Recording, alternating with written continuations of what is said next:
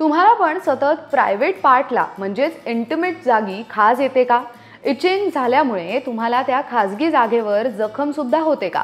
असा त्रास तुम्हाला कधी ना कधी नक्कीच झाला असेल.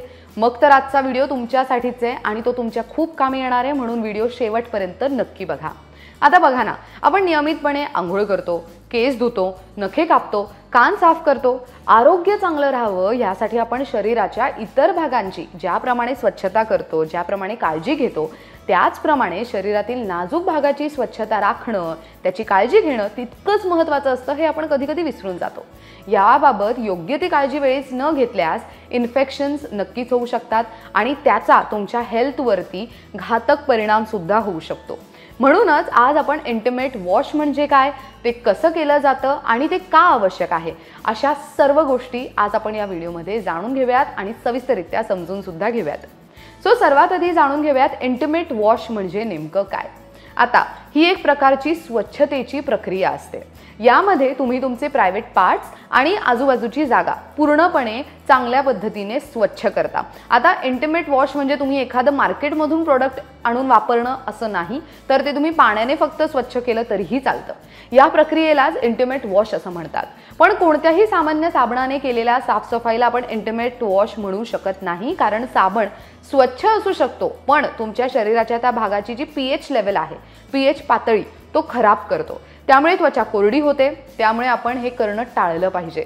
आता तुम्ही म्हणाल की साबण नाही वापरायचं, तर मग ते नेमकं वॉश कसं करायचं? तुम्ही फक्त पाण्याने ते स्वच्छ करायचं असतं. हो, आता हेही जाणून घेणं महत्त्वाचं आहे की इंटिमेट वॉश का करावं लागतं किंवा ते का गरजेचं आहे. त्याची खूप सारी कारणे आहेत. क्लीन आणि फ्रेश राहता येतं. इंटिमेट पार्ट्स भोवती योग्य पीएच लेवल राखण्यासाठी मदत होते. खाज येत असेल, कोरडेपणा झालं असेल, तिथे इचिंग जाणवत असेल, तर ह्या सगळ्यापासून बचाव होतो. जीवाणू आणि फंगल इन्फेक्शन पासून सुद्धा बचाव होतो. या व्यतिरिक्त काही महत्त्वाच्या टिप्स आहेत, ते आता आपण जाणून घेऊयात. अंतर्वस्त्र कोणत्या प्रकारची असावेत, तर हे बऱ्याच जणांना माहीत नाहीये. तर इनरवेअरचं कापड हे आपल्या इंटिमेट हायजीनवरती अवलंबून असतं. अनेकदा काही किमतीचे किंवा तर सिल्कच्या कापडांचे किंवा तर फॅशनेबल इनरवेअर्स वापरल्या जातात. पण हे कापड कॉटनचं नसेल ना, तर त्या भागाला पुरेशी हवा मिळत नाही आणि हवा न मिळाल्याने घाम येणं, कापड टोचणं किंवा इतर गोष्टींमुळे या ठिकाणी इन्फेक्शन सुद्धा होऊ शकतं. त्यामुळे आपल्या इनरवेअरचं कापड कम्प्लिटली कॉटनचं असेल ह्याची खात्री करा. शिवाय ते नियमितपणे स्वच्छ धुतलेलेच वापरा. तुम्ही नियमितपणे जर ते वॉश केलेत व्यवस्थित, तर तुम्हाला त्याचा जास्त फायदा होईल. नंबर 2, इंटिमेट प्लेस साफ करताना. आता त्वचा थोडी काळसर आहे किंवा त्या ठिकाणी मांडीला डाग झाले आहेत, तर काही मुली किंवा काही बायका काय करतात, तर वेगवेगळे स्क्रब जे मार्केटमध्ये अवेलेबल आहेत ना, ते घेऊन येतात आणि त्याने ते घासतात. पण असं करणं येथील त्वचेसाठी अजिबात फायद्याचं नाहीये. त्यामुळे या त्वचेला जास्त त्रास होऊ शकतो, नुकसान होऊ शकतं, म्हणून ते करणं टाळा. नंबर 3, प्युबिक हेअर्सना शेव करण्याऐवजी कात्री किंवा तर ट्रिमरच्या सहाय्याने ट्रिम करून घ्यायला हवं. शेविंग नुकसान पोहोचवू शकतं, त्यामुळे जळजळ होऊ शकते. याशिवाय चुकीचा कट झाल्यामुळे तुम्हाला तिथे काहीतरी समस्या सुद्धा निर्माण होऊ शकते. त्यामुळे ते करणं टाळा. नंबर 4, वजायनाच्या आतील भाग सतत धुवत बसू नका. काही जणांना ती फार घाणेरडी सवय असते. असं अजिबात करू नका.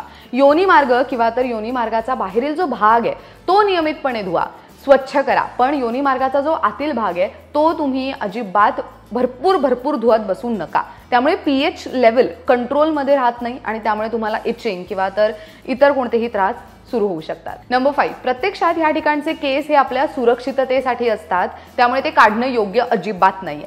पण तुम्हाला काढायचे असतील तर वरच्यावर ट्रिम करायला हवंय. पार्लरमध्ये जाऊन ह्या ठिकाणचं वॅक्सिंग करून घेणं कितपत आरोग्यदायी आहे हे आपण सांगू शकत नाही. तसंच रेझरला असणाऱ्या ब्लेडमुळे ह्या ठिकाणी जर इजा झाली ना, तर तुम्हाला खूप जास्त त्रास होऊ शकतो. त्यामुळे रेझर वापरणंही टाळा. रेझरने पूर्ण क्लीन करू नका. क्लीन करत असाल तर काळजी घ्या आणि त्याचबरोबर तिथे नंतर तुम्ही पाण्याने ते स्वच्छ रोज ठेवताय ना, ह्याची काळजी घ्या. हे जर तुम्ही नाही पाळलं तर तुम्ही खूप अनकम्फर्टेबल रोजच्या रोज होऊ शकता. तर आजच्या व्हिडिओमध्ये आपण पाहिलं की जर तुम्हाला तुमचे प्रायव्हेट पार्ट्स तिथे खूप जास्त खाज येत असेल, इचिंग होत असेल, तुम्हाला काही इन्फेक्शन झालं असेल, तर त्याची काळजी कशी घ्यावी, मुळात इंटिमेट हायजीन आणि त्याचबरोबर प्रायव्हेट पार्ट्स हेल्दी कसे ठेवता येतील ते आज आपण या व्हिडिओमध्ये जाणून घेतलंय. आजच्या व्हिडिओमध्ये इतकंच. ही माहिती तुम्हाला कशी वाटली आम्हाला कमेंटमध्ये नक्की सांगा. अशाच अजून कोणत्या विषयांवर आम्ही व्हिडिओज करावे ते सुद्धा तुम्ही आम्हाला कमेंटमध्ये सुचवू शकता. लोकमत सखीच्या फेसबुक पेजला नक्की लाईक करा आणि यूट्यूब चॅनलला नक्की सबस्क्राईब करा. Thank you so much for watching this video. पाहत राहा लोकमत सखी.